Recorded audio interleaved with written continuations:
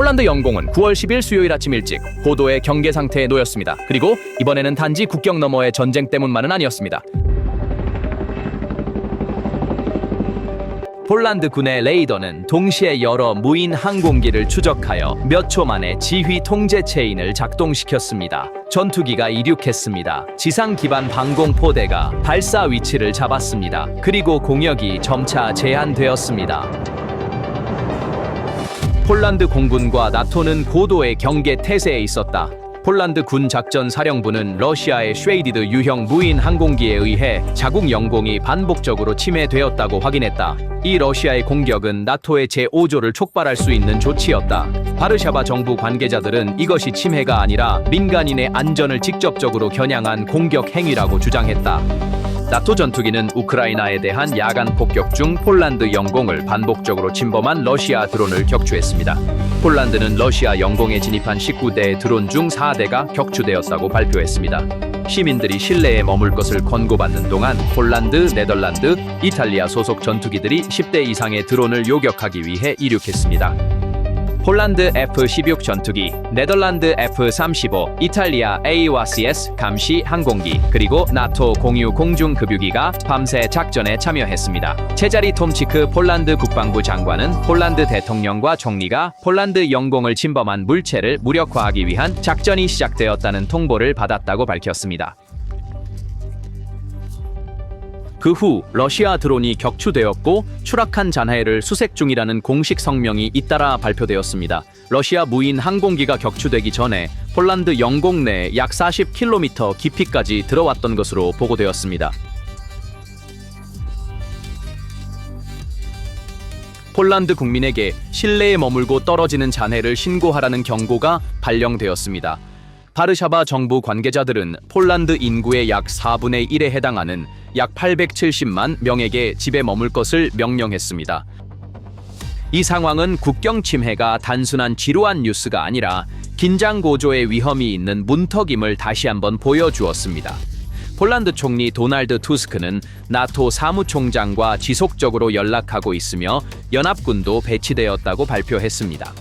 도날드 투스크는 폴란드 영공의 여러 차례 침해에 대한 작전이 진행 중입니다. 라고 말했습니다. 군대는 목표물에 대해 무기를 사용했습니다. 저는 대통령과 국방부 장관과 지속적으로 연락하고 있습니다. 우크라이나 전쟁이 시작된 이후 러시아와 동맹 간의 가장 심각한 갈등이 전례 없는 수준으로 격화되었습니다.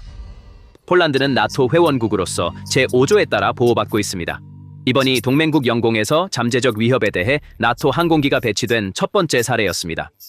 그는 나토 패트리어트 공중 방어 시스템이 지역에서 드론을 탐지했지만 배치되지는 않았다고 덧붙였습니다.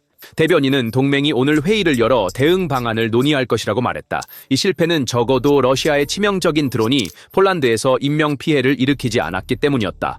네덜란드의 F-35 전투기가 참여한 방공작전에서 격추되지 않았다면 상황은 달라졌을 수 있습니다. 이러한 이유로 도날드 투스크는 의회 연설에서 나토 협정의 제4조 시행을 촉구했습니다. 제4조는 회원국들에게 주요 정치적 의사결정기구의 문제를 회부할 권한을 부여합니다. 투스크는 안보 위협을 가하는 이 무인 항공기의 격추는 정치적 상황을 변화시킨다고 말했다. 따라서 동맹국 간의 협의는 나토 조약 제4조를 발동하기 위한 공식 요청의 형태를 취했다. 이는 제5조로 가는 길을 열어준다. 북대서양 조약기구는 공식적으로 제5조를 발동하지는 않았지만 사실상 이를 시행했습니다. 동맹국 수도들은 공동 성명에서 반복될 경우 더 심각한 결과가 따를 것이라고 경고했습니다. 미국 대통령 도널드 트럼프는 우리는 러시아 전쟁 기계를 파산시킬 제재를 부과하고 우크라이나에 러시아를 타격할 수 있는 무기를 제공해야 한다고 말했다. 미국 하원 의원 조 윌슨은 러시아가 이란제 샤헤드 무인 항공기로 나토 동맹국 폴란드를 공격하고 있다고 말했다. 이것은 전쟁 행위입니다. 우리는 나토 동맹국들의 신속한 대응에 감사드립니다. 이러한 발언은 나토와 폴란드가 러시아의 무인기 공격 시도에 맞서 어떻게 협력하고 있는지를 보여주며 제5조가 언제든지 발동될 수 있음을 나타냅니다. 여기서 현재 진행 중인 움직임과 함께 폴란드에 대한 러시아의 무인기 파견 위기에 관한 72시간 대응 시뮬레이션에서 발생할 수 있는 움직임도 살펴봐야 합니다. 쳔과 자모치가 위협을 받고 있는 도시 중 하나로 발표되었습니다. 이러한 조치 후 CAP 강도가 증가하고 JBAD 계층이 처음 12시간 내에 재배치될 것입니다. CAOC는 인접한 영공에서의 순찰을 인수하고 탱커에서 탱커로 전환하는 계획을 강화할 것입니다. 이것이 실제로 일어난 일입니다. 군사적 관점에서 가장 중요한 점은 첫 번째 성명이었습니다. 폴란드는 자국과 동맹 자산으로 위반 드론을 무력화했다고 발표하며 이 점을 강조했습니다. 레이더는 동시에 10개 이상의 물체를 추적했으며 위협으로 간주된 것들은 파괴를 위해 지시되었습니다. 지상에 있는 군대는 잠재적인 추락 지점 주위에 보안 경계를 설정하고 증거에 대한 인수인계 절차를 시작했습니다.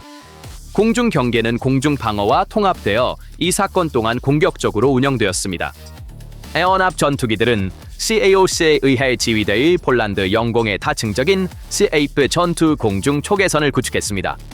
패트리어트와 단거리 시스템은 두 번째 공격과 파편 위험에 대비하여 대기 상태에 들어갔습니다. AWACS와 공중급유기 듀오는 감시 기간을 연장하고 더 높은 해상도의 레이더 이미지를 유지했습니다. 폴란드에서 러시아가 만든 위기에 대한 동맹국 수도의 초기 대응은 가시적이고 신속한 억제 형태로 나타났습니다. 독일, 네덜란드, 영국, 미국, 폴란드 소속의 전투기, 조기 경보기, 공중급유기가 러시아 드론 공격에 맞서 폴란드 영공을 방어하기 위해 동원되었습니다. 루마니아, 폴란드, 네덜란드는 F-16, F-35, 사브 340 조기 경보기 전투기를 배치했습니다. 폴란드 동부 루블린 상공에서는 전투기의 소리가 계속 들렸습니다. 국경 동쪽에서는 저고도 통로를 감시하는 수동 센서 네트워크가 확장되고 있습니다. 벨라루스와 칼리닝그라드 방향의 전자 환경이 지속적으로 모니터링되며 이상 현상이 감지됩니다. 위험한 시간대에는 민간 항공 교통이 북쪽과 서쪽으로 우회되고 있습니다. 그날 바르샤바 쇼팽 공항을 포함한 여러 공항이 일시적으로 폐쇄되었고 비행기들은 국내의 다른 공항으로 우회되었습니다. 쇼팽 공항 외에 폐쇄된 다른 세 공항은 제슈프 야시오카 공항, 바르샤바 모들린 공항, 그리고 루블린 공항은 우크라이나에 무기를 공급하는 주요 중심지입니다. 또한 폴란드에서는 공중 방어와 지상 기반 방어 시스템이 동시에 강화되었습니다. 공역 감시 비행, 공중 급유기 호위, 전방 수송 경로가 재조정되었습니다. 일부 경로에 대해 민간 항공의 위험 완화 조치로 제한이 부과되었습니다. 공항이 일시적으로 폐쇄된 동안 나토의 CAOC 체인은 QRA 비행을 계속 관리했습니다. 육로 국경에서는 특정 게이트가 폐쇄되고 검색 및 심사 절차가 강화되었습니다. 첫날 밤이 끝날 무렵 잔해 수집, 데이터 수집 및 검증의 순환이 시작되었습니다. 폴란드에서는 지역법 집행 부대가 잔해 관리, 보관 체인 및 출처 식별에 참여했습니다. 대중에게는 잘못된 보고의 부담을 줄이기 위해 명확하고 차분한 어조로 정보가 전달되었습니다. 놀라운 점은 위반이 밤새 반복되는 성격을 보였다는 것입니다. 이 반복은 사고 가설을 약화시키고 시험 가설을 강화했습니다. 12시간에서 24시간 사이에 공식적인 메모와 동맹국의 공동 성명이 외교 경로를 통해 도착합니다. 24시간에서 72시간 사이에 사건이 재발하면 개입 임계값이 높아집니다. 이러한 이유로 다중 구역 경보는 작전의 지리적 범위를 나타냈습니다. 이 모든 것은 UAB 시대가 하룻밤 사이에 국경 보안을 어떻게 변화시켰는지를 생생하게 보여주는 예였습니다. 전자전 전선은 지상에서의 전술적 상황을 더욱 복잡하게 만들었습니다. GPS 교란 보고는 민간 항공 및 육상 내비게이션에 가끔씩 편차를 일으킬 수 있습니다. 따라서 폴란드는 특정 시간대에 민간 경로를 재설정했습니다. 군사 측면에서는 관성 및 다중 센서, 융합 추적 알고리즘이 블랙아웃 효과를 완화합니다. 전자광학 및 수동 센서의 기여는 적어도 저속 이동 표적에 중요합니다. 연합군의 공중조기경 보통제기는 신호 이미지를 배경 소음에서 분리하는 데 중요한 역할을 합니다. 재민근 레이더 운영자를 필요하게 하며 가짜 목표물과 반사 흔적을 생성합니다. 따라서 지휘센터는 검증 체인을 강화하고 발사 허가 기준을 명확히 했습니다. 현장 적용은 잘못된 교전을 줄이면서 반응 시간을 유지하려는 시도였습니다. 그 결과는 높은 템포지만 통제된 교전 행동이었습니다. 이 시뮬레이션에서 오경보와 오발의 위험은 결코 제거될 수 없습니다. 복잡한 전자기 환경, 특히 바쁜 밤에는 목표 식별이 어렵습니다. 따라서 여러 센서와 여러 확인의 규칙이 여전히 중요합니다. 속도를 저해하지 않으면서도 신중하게 발사하는 것은 훈련과 규율의 문제입니다. 한편 폴란드의 교전 규칙은 2022년에 다른 나라의 미사일과 관련된 비극적인 사건도 염두에 두었습니다. 그 사건은 무기가 누구의 것인지, 어떤 고도에서 발생했는지, 그리고 위협 전환율이 무엇인지에 대한 지속적인 의문을 제기했습니다. 따라서 오늘의 시나리오는 레이더 EO 이중 확인과 민간인으로부터 멀리 떨어진 곳에서의 타격 원칙에 의존했습니다. 이러한 이유로 나토는 공동훈련에서 국경을 넘는 그림자 목표 시나리오를 자주 다룹니다. 비충돌 프로토콜은 특히 배터리 제트 상호작용에서 사고 위험을 줄입니다. 무인 항공기의 시대에 저비용 위협은 여전히 고가의 방어 체계를 압박하고 있습니다. 이 압박의 방정식에서 물류와 유지 보수 속도도 억제력의 일부입니다. 간단히 말해서 적절한 시기에 적절한 타격을 가하는 지속 가능성도 결정적입니다. 따라서 제5조항의 공식적인 발동 없이도 억제의 문턱이 재확인되었습니다. 이 폴란드에서의 경고창은 러시아가 서부 우크라이나에 대한 강력한 야간 공격을 시작한 지 사흘 후에 발생했습니다. 800대 이상의 무인 항공기와 수십 개의 미사일이 키이우를 목표로 한 기록적인 파도가 이미 그 밤에 나머지를 형성했습니다. 우크라이나 소식통은 수도의 정부 단지에 영향을 미치는 화재를 보고했으며 서부 지방에서는 사이렌이 계속 울리고 있었습니다. 이제 폴란드 고도에서 실제 시험이 진행되고 있었습니다. 이 위기 상황은 2년 전쟁에서 나토 공중 경계의 가장 날카로운 경보 순간 중 하나를 나타냈습니다. 국경 반대편에서는 폴란드의 레이더 화면에 연속적인 섬광이 나타나면서 공중 상황이 회사에게서 빨간색으로 변했습니다. 이 패턴은 모스크바가 우크라이나에 압박을 가하면서 나토의 한계를 시험하는 전술로 보였습니다. 우크라이나 공군이 처음에 자모시치 위협 경고를 공유했다가 이를 철회한 것은 정보의 불확실성을 증가시켰습니다. 이는 또한 공격이 활발한 밤에 대중소통이 얼마나 취약할 수 있는지를 보여주었습니다. 그럼에도 불구하고 폴란드의 공식 입장은 명확하게 유지되었습니다. 위반이 있었고 폴란드와 나토가 개입하여 국경이 확보되었습니다. 벨라루스 측은 이 위기에서 수동적인 배경이 아니라 긴장의 적극적인 선이었습니다. 지역 전역에 걸친 훈련 일정으로 인해 폴란드는 이전에 벨라루스와의 국경을 폐쇄할 것이라고 발표했습니다. 이 결정은 국경 보안과 하이브리드 압력이 만나는 지점에서 예방적 장벽을 만들었습니다. 벨라루스 영토는 무인 항공기 비행과 전자교란 소스에 적합한 저고도 통로로 알려져 있습니다. 대규모 훈련 기간, 예를 들어 자파드 같은 경우 국경에서 민간 군사 교통에 압박을 가는 것으로 알려져 있습니다. 러시아의 무인 항공기 공격이 폴란드에서 발생하는 동안 벨라루스에서는 다른 상황들이 관찰되었습니다. 폴란드 영공에 무인 항공기가 진입하는 것 외에도 벨라루스 공군은 현재 자국 영공에서 불법 샤헤드를 추적하고 있었습니다.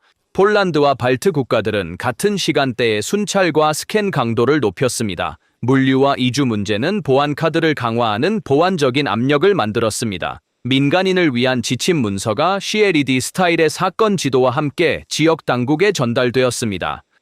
따라서 공역 경보와 육상 국경 조치는 같은 시나리오의 양면이 되었습니다. 그 결과 벨라루스 변수가 추가되면서 상황이 더 유동적으로 변했습니다. 러시아의 관점에서 폴란드로 무인 항공기를 보내는 이 행동 패턴이 무엇을 의미하는지에 대한 단일한 답은 없습니다. 하나의 해석은 이것이 나토의 반응 시간과 정치적 단결을 시험하는 것이라는 것입니다. 또 다른 해석은 우크라이나에 대한 고강도 야간 공격 동안 나토를 방어선에 묶어두려는 것입니다. 두 해석 모두에서 목표는 결정 순간을 늘리고 오류 가능성을 증가시키는 것일 수 있습니다. 이를 대응하는 방법은 검증의 질을 저하시키지 않으면서 반응 시간을 단축하는 것입니다. 따라서 동맹국들은 공동훈련, 공동소통, 공통의 법적 언어를 사용합니다. 에너지 제재와 2차 제재가 군사 메시지의 경제적 수단으로 준비되고 있습니다. 이러한 요소들이 일치하여 작동할 때 시험 게임의 보상이 감소합니다. 이렇게 하면 국경이 시험장이 되는 것을 멈출 수 있습니다. 얻는 것은 총을 쏠 필요 없이 억제력을 갖는 것입니다. 이번 사건 이후 동유럽의 방정식은 더 뚜렷한 선으로 다시 그려지고 있습니다. 핀란드와 발트해 국가들은 북쪽에서 남쪽으로 공중지상 센서 네트워크를 강화하고 있습니다. 수왈키 회랑은 공중과 지상에서 지속적인 순찰 리듬을 얻고 있습니다.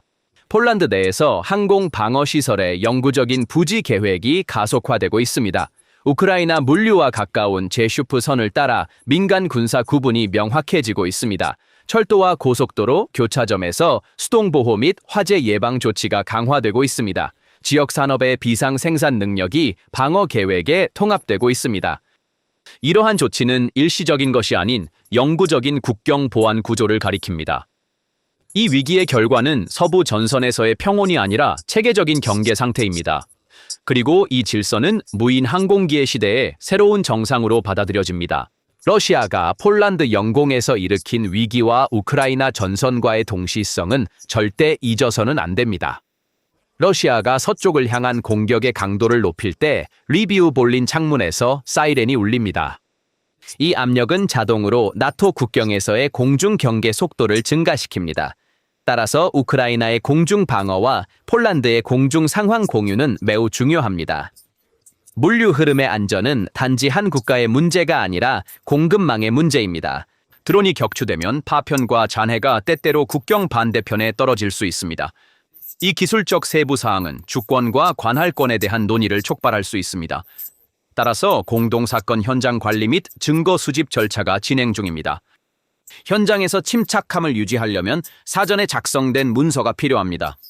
위기 관리에서는 준비의 질과 의사소통의 정확성이 모두 중요합니다.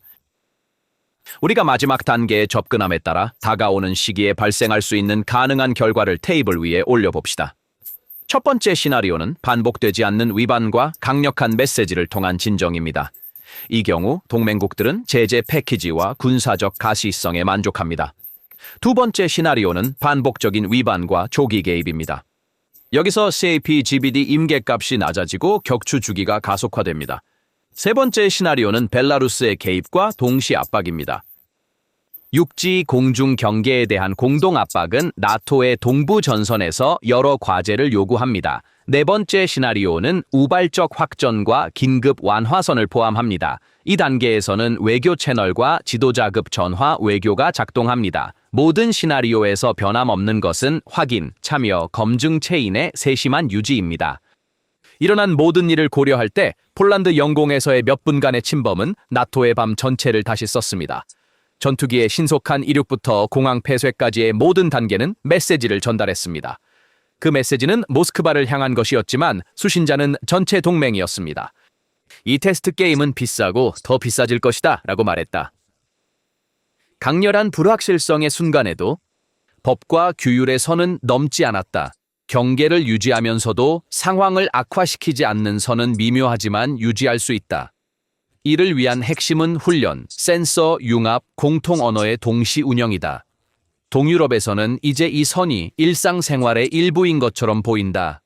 하룻밤 사이에 배운 교훈은 앞으로 수년간 유용할 반사신경을 만들어낼 수 있습니다. 그 반사신경은 국경의 목소리를 즉각 듣고 올바른 반응을 하는 것입니다. 시청해 주셔서 감사합니다.